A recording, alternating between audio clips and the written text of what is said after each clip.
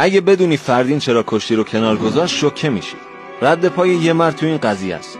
فردین اولین کشتیگیر تیم ملی بود که بدون حتی یک مسابقه مهم هم تونست توی انتخابی تیم ملی پیروز بشه و همراه تختی و دیگر بزرگان کشتی به مسابقات جهانی کشتی ژاپن بره. فردین توی ژاپن در وزن 73 کیلو تا فینال میره ولی در نهایت شکست میخوره و نقره میگیره.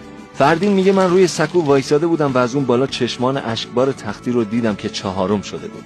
نتونستم وضعیت رفیقم رو تحمل کنم و تصمیم گرفتم بعد از مسابقات جهانی به خاطر تنها رفیقم کشتی رو کنار بزنم.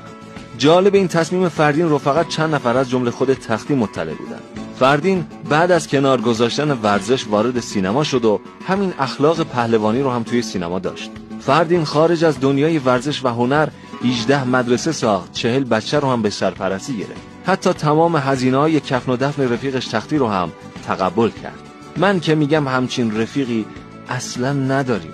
اگه همچین رفیقی داری این زیر تگش کن.